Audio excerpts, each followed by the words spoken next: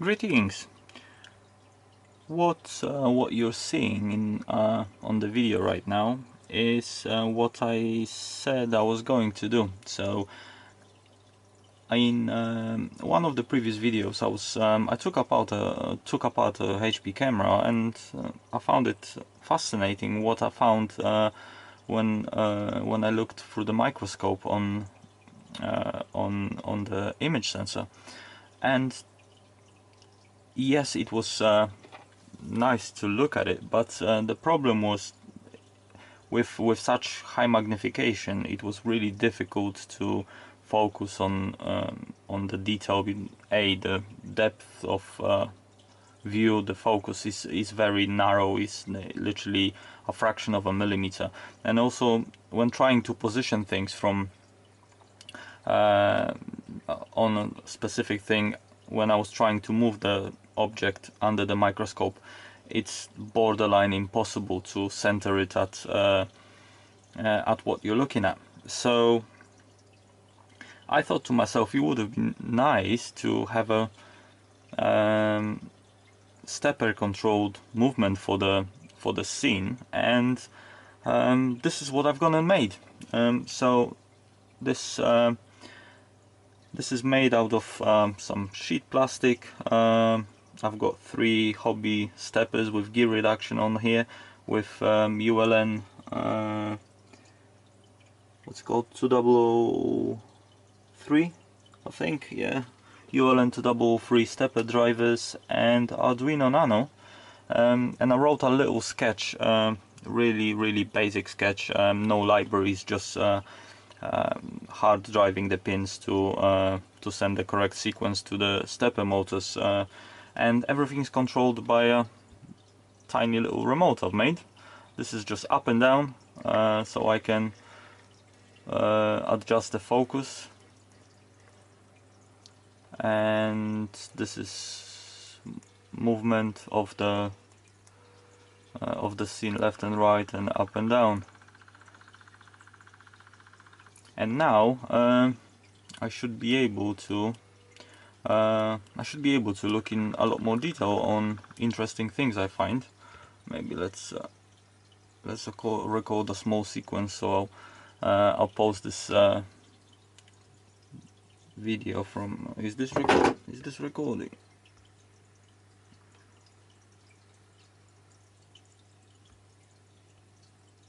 Ah, now it's recording. So yeah, the whole thing is a little wobbly. It's not perfect. It's been made with pretty much handmade, without any special tools. The only thing I used was mechanically was a drill and a scroll saw to cut the pieces of plastic. Before I started cutting the plastic, I did a quick design in SketchUp. Really, it was a sketch, not a proper design. But yeah. So now I will be able to. I can zoom in on different. I will focus on different parts. This is the zoom on the board, and I can zoom out a little bit, and it will start focusing on the wire. So you can see the when I'm adjusting up and down, there's a little bit of play in the Z movement, which results in the image. As you can see, it wobbles a little bit, but when you think about what sort of area we're looking at, it's hardly any. So it's good enough for what I wanted it to do. So yeah, expect some more close-up videos of miscellaneous electronics that I'll find.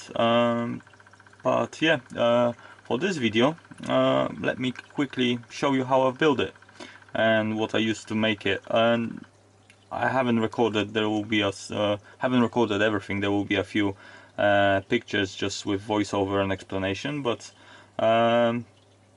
hopefully you'll get the idea if you've got a microscope and you want and you're curious enough and determined to have a look at random things, that might be a good good video for you. Anyways, let's get to it, and this is how I made it. By the way, this is the first time I've built something like this in terms of steppers and whatnot. I haven't done anything like this before, so this was a nice learning experience.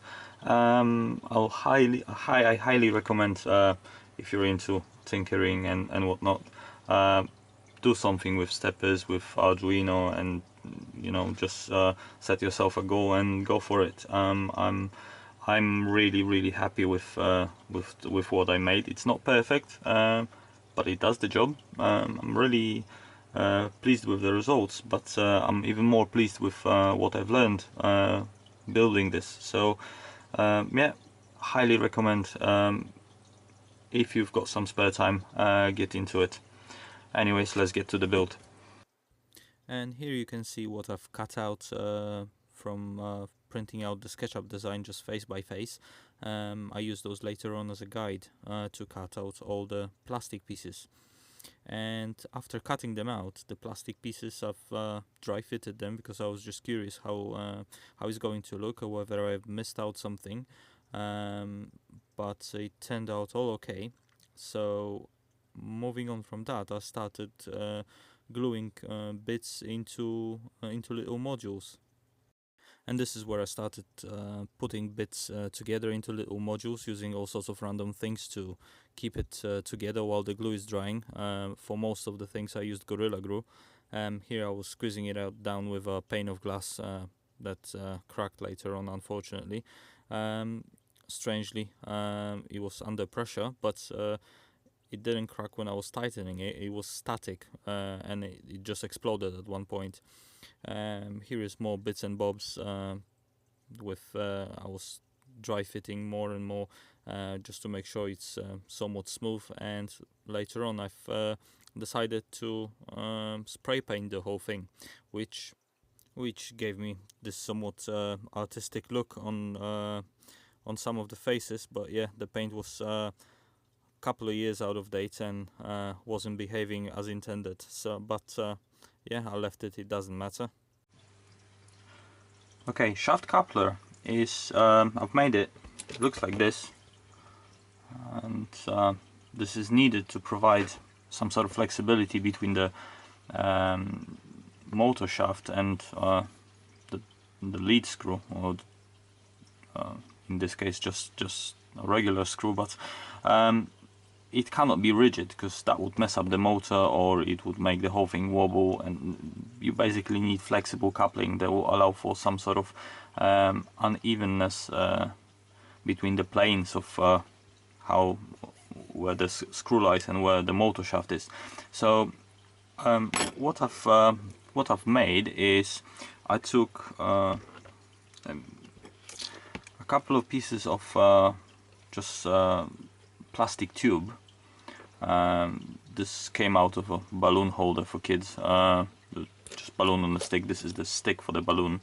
And first part is I've heated up a little bit and pressed it onto the shaft of the motor. The motor shaft is flat on two sides, so this snagged over quite well, and it's a tight fit, so this will make this you know, rotate with the shaft. Then I've gone and took a small section of the same tubing and put it on the end of the screw, and basically glued it on with some Gorilla Glue and super glue and whatever I had on hand. And that's just to make the screw a little bit thicker, so the plastic tubing grips tightly. And what couples is the actual tubing. So this is just airline tubing, silicone airline tubing for aquarium. And yeah, this just needs to be, I'm losing everything, just needs to be warmed up a little bit because it's quite stiff.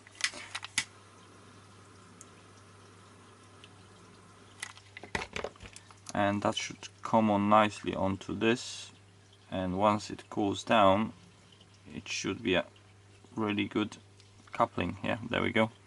So this will provide some sort of flexibility between the motor between the motor and the shaft. The whole thing is made out of plastic sheet that I happen to have. I'm not sure what exactly it is. It's quite rigid, but this is just an offcut from what I was cutting off, and yeah, it's somewhat rigid, but soft enough that you can drive a screw into it without too much hassle. As I'll show later on, I've also threaded some pieces, and they hold quite well to the threaded M4 screw. So yeah, this was fairly easy to cut and easy to machine out.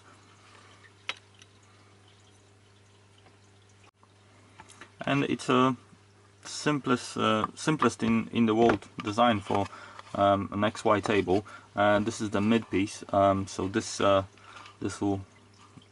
move in one direction, and then this bit will go on right on top of it in this direction, and that will provide the XY movement. Now I've spray painted this. Worth noting, what you see here is not me knowing how to use spray paint. This is a special effect achieved only by the most experienced. To get something like that done, you need expired spray paint.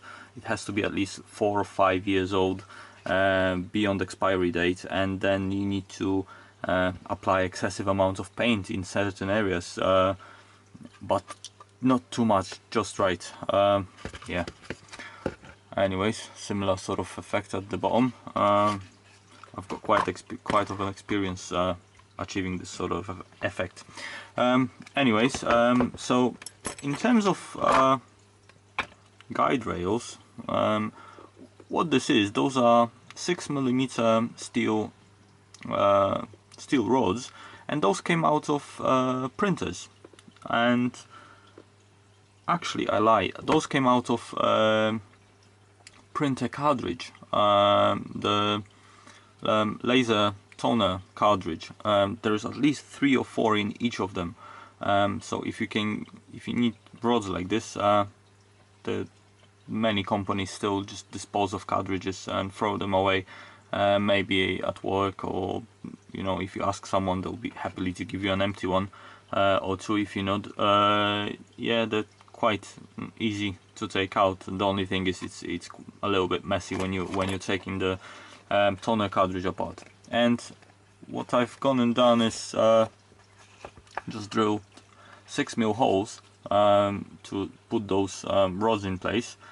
Now this will jump onto this and should slide nicely over it. To stop the rods from coming out on either end, what I did is quite simple. I've just got a little rectangles from PCB, and I'm going to screw those on like so. So they are, when this is screwed in, it will be preventing the rod from sliding out, and there isn't much pressure onto it, so this will hold just fine. Okay, so this is the bottom piece with the Z-axis movement already attached to it. The rods, the lead screw rod, are just plain simple M4 threaded rod. This was quite cheap, I think it's like £1 per meter. And what I've got in the middle of the slider, I've got this little hole which I drilled with 3.2mm drill bit, and then tapped it with a tap, just in a drill, and that, as you can see, that threads in quite nicely. There isn't, surprisingly, there isn't even much friction. I will later on apply some Vaseline to it, but it turned out quite well. So I'm going to start assembling this.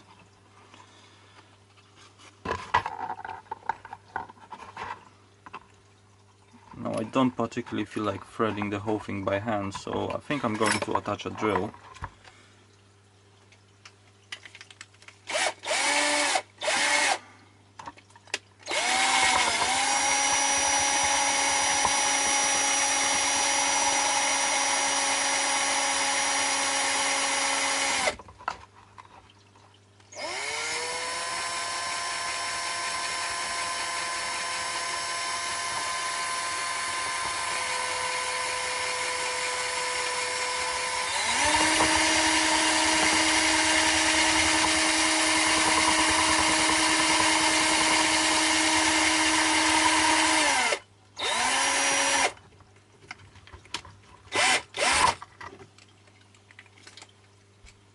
Okay, so that should be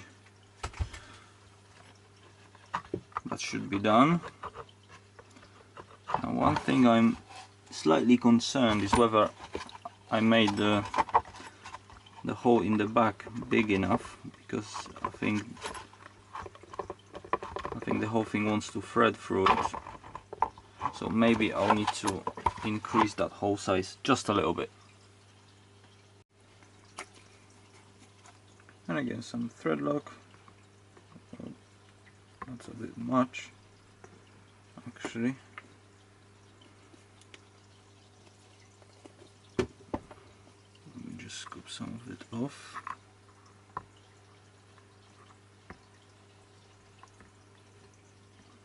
Yeah.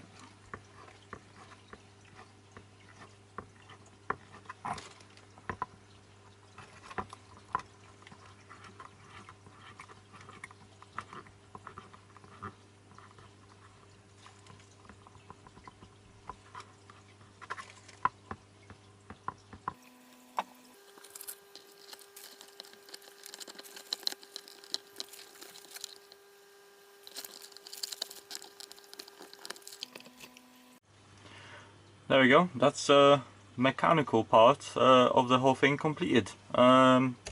Steppers are in place, rods, I'm just waiting for the thread lock to set in, but very much shortly this will be ready to go. So now on with electronics.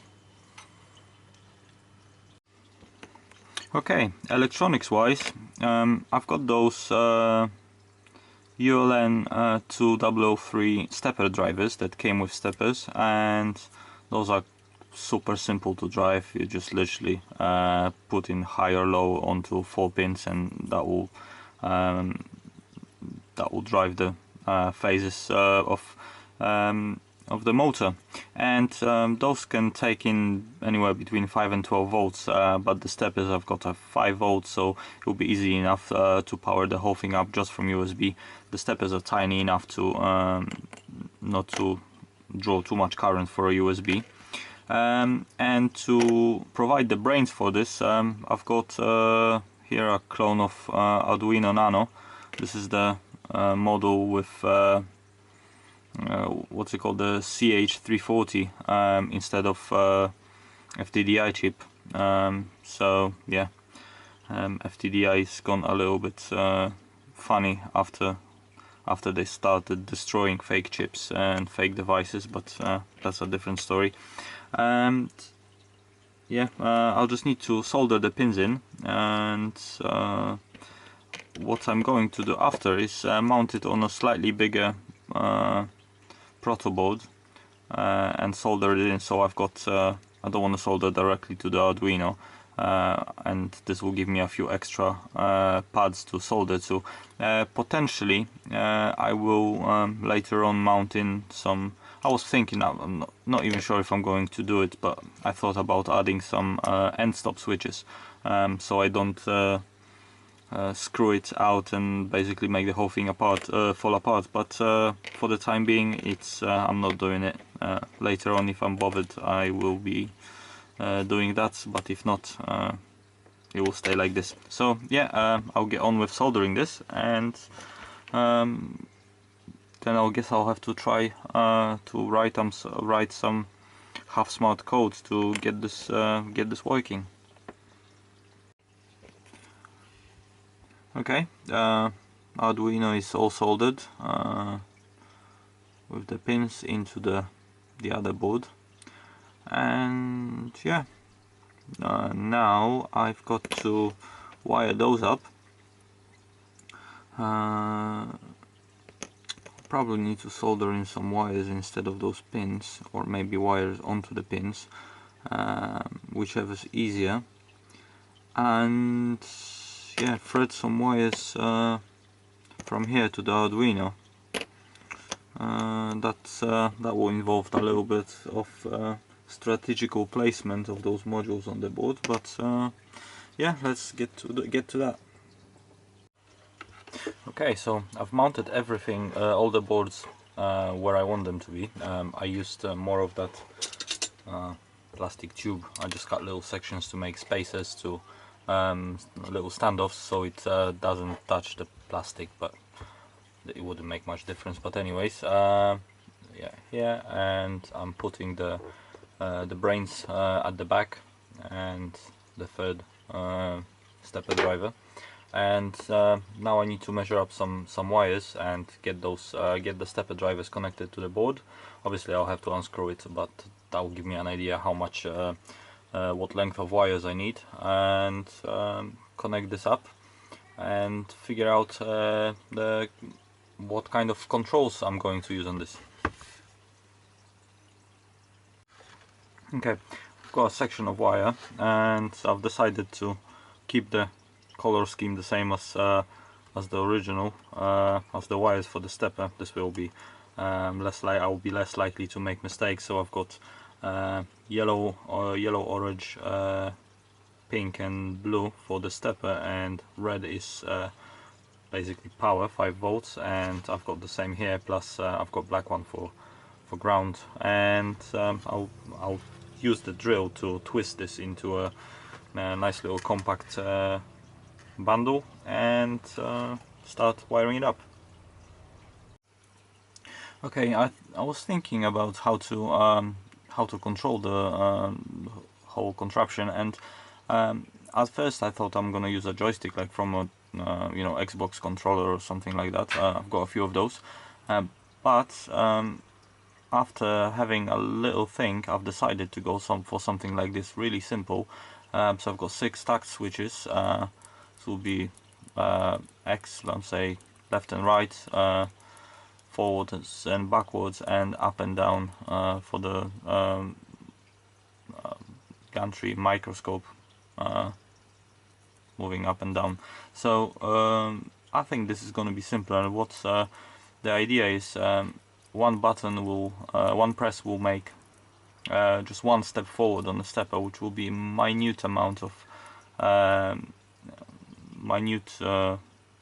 length of movement, and this will give me very precise positioning, and a long press will trigger it to go into continuous movement at full speed. I think with those steppers, with the gear reduction in there, this should work out quite well, because even at full speed, those with the thread on the M4 rod and the reduction gear, this is going to be really slow anyway. So yeah, I've decided to go with that. I'll see how that goes.